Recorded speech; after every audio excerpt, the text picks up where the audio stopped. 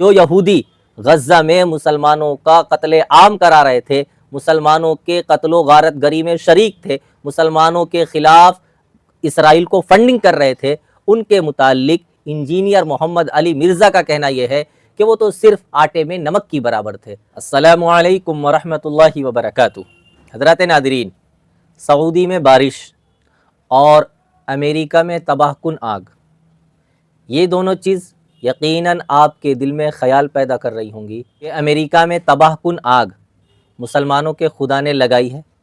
تو پھر سعودیہ میں بارش کس نے کی؟ کیا یہودیوں کے خدا نے وہاں بارش کی؟ کیونکہ پھر تو یہودیوں کا خدا مسلمانوں کا دشمن ہوا،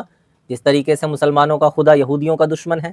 آپ کے دماغ میں، آپ کے دل میں یہ سوال پیدا ہو رہا ہوگا۔ آج ہم اسی پہ تفصیلی گفتگو کریں گے، جڑے رہیے گا، دھیان سے سنیے گا۔ یاد رکھیے گا، یہ دنیا دار الاسباب ہے، یہاں جو کچھ ہوتا ہے وہ اسباب سے جڑ کر ہوتا ہے، اسباب سے مل کر ہوتا ہے، اسباب سے باہر کوئی چیز نہیں ہوتی۔ اب اس اسباب پر کنٹرول کس کا ہے؟ کنٹرول اللہ تعالیٰ کا ہے، ظاہر سی بات ہے۔ تمام کے تمام اسباب کو ملا کر چلانا یہ اللہ کا تسلط ہے، اللہ کا کنٹرول ہے۔ اب بارش کا نہ ہونا، یا ہوا کا تیز چلنا، یا گھاسوں کا سوکھ جانا، پھر آگ لگنا، یہ سب ظاہر سی بات ہے اسباب ہے، لیکن یہ ہوا کیوں؟ یہ اللہ کے کرنے سے ہوا۔ دوسری چیز جو آپ کے دل میں یہ سوال ہے کہ پھر سعودیہ میں بارش کیوں ہو رہی ہے،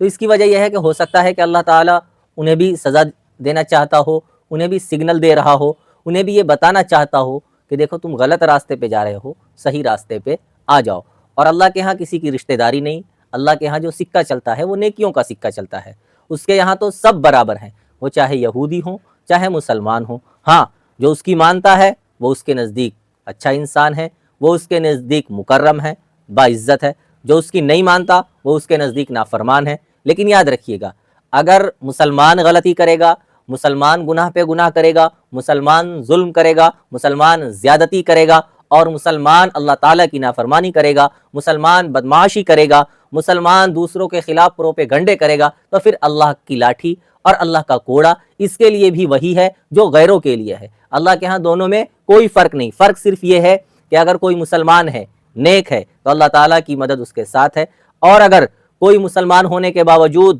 وہ تمام حدوں کو پار کر دیتا ہے تو اس کے لیے بھی وہی سزا ملے گی جو دوسروں کو سزا ملے گی۔ اور آخرت کا معاملہ اس سے تھوڑا سا الگ ہے کہ جو کلمہ پڑھنے والا ہے وہ ظاہر سی بات ہے کہ ایک دن جہنم سے بچ کر، جہنم سے نکل کر جنت میں چلا جائے گا، چاہے وہ اپنی سزا بھگت کر جائے۔ لیکن جو مسلمان نہیں، جو کلمہ کا پڑھنے والا نہیں ہے، جو اللہ کے نبی علیہ الصلاۃ والسلام کو آخری نبی نہیں مانتا، تو پھر ایسے شخص کا انجام ہمیشہ کے لیے جہنم ہے۔ ایک سوال یہ ہے کہ اس وقت پوری دنیا میں افراتفری کا ماحول ہے، کہیں بہت زیادہ سردی، کہیں بہت زیادہ گرمی، کہیں شدید بارش، کہیں زمین سے آگ، کہیں طوفان، کہیں زلزلہ۔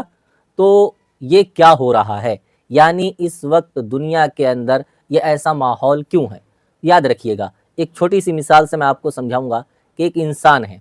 اب اس کو اگر بہت ساری بیماریاں لگ جائے، کبھی اسے بخار ہے، کبھی سر میں درد ہے، کبھی بلڈ پریشر ڈاؤن ہے، کبھی جو ہے لو ہے، تو اس کی وجہ سے یہ سمجھ میں آتا ہے کہ بھائی یہ انسان جو ہے کبھی بھی جا سکتا ہے، کبھی اس کے سانسیں رک رہی ہیں، کبھی کچھ اور ہو رہا ہے، بہرحال تو اس سے سمجھ میں آتا ہے بھائی یہ انسان جو ہے اب بڑھاپے کے کگار پہ پہنچ گیا اور اس کی سانسیں کبھی بھی رک سکتی ہے۔ اسی طریقے سے یہ سمجھیے کہ یہ دنیا، اس کی عمر اب پوری ہونے والی ہے اور یہ دنیا بوڑھی ہو چکی ہے۔ ظاہر سی بات ہے، جب دنیا بوڑھی ہو چکی تو یہ تمام کے تمام حوادثات، یہ تمام کی تمام واقعات پیش آ رہے ہیں، اور یہ آتے رہیں گے، اور اس لیے آتے رہیں گے تاکہ لوگوں کو انتباہ ہو سکے، لوگ اللہ کی طرف متوجہ ہو سکیں اور لوگ اللہ کی طرف آگے آ سکیں۔ ایک سوال یہ ہے کہ اگر سعودیہ میں جو بارش ہوئی ہے یہ اللہ کی طرف سے عذاب ہے یا آزمائش ہے، تو پھر اس میں نیک لوگ کیوں ہلاک ہو رہے ہیں، یا نیک لوگوں کو کیوں اس عذاب میں مبتلا کیا جا رہا ہے؟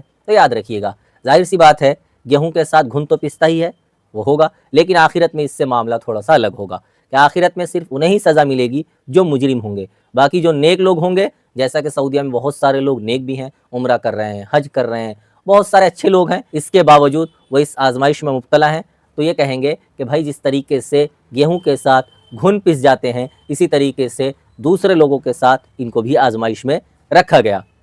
اور آخری بات جو مجھے کرنی وہ یہ کرنی کہ کل انجینئر محمد علی مرزا کی ایک ویڈیو آئی جس میں ان صاحب نے یہ کہا ہے کہ امریکہ کے اندر جو آگ لگی ہے یہ اللہ تعالیٰ کی طرف سے کوئی عذاب نہیں ہے بلکہ یہ تو آزمائش ہے، اور انہوں نے دلیل یہ دی ہے کہ وہاں سارے لوگ مجرم تھوڑی تھے، وہ تو کچھ لوگ تھے، وہ اکثر یہودی بھی نہیں تھے، جو یہودی غزہ میں مسلمانوں کا قتل عام کرا رہے تھے، مسلمانوں کے قتل و غارت گری میں شریک تھے، مسلمانوں کے خلاف اسرائیل کو فنڈنگ کر رہے تھے، ان کے متعلق انجینئر محمد علی مرزا کا کہنا یہ ہے کہ وہ تو صرف آٹے میں نمک کی برابر تھے۔ آپ سوچئے کہ وہ جو مسلمانوں کا اور دین کا لبادہ پہن کر، دین کے لباس میں لوگوں کو کس طریقے سے گمراہ کر رہا ہے، کبھی کسی کی شان میں گستاخی کر دے گا، کبھی حضرت امیر معاویہ کی شان میں، کبھی علماء دیوبند کے شان میں۔ یہ لوگ ہیں جو اپنے آپ کو یہ سمجھتے ہیں کہ ہم دین کو سب سے زیادہ سمجھتے ہیں اور دین سب سے زیادہ ہم دوسروں تک پہنچا رہے ہیں، حالانکہ آپ غور کیجئے کیا 1400 سال سے اب تک دین دوسروں تک نہیں پہنچا؟ دین کا سلسلہ موقوف ہو گیا تھا۔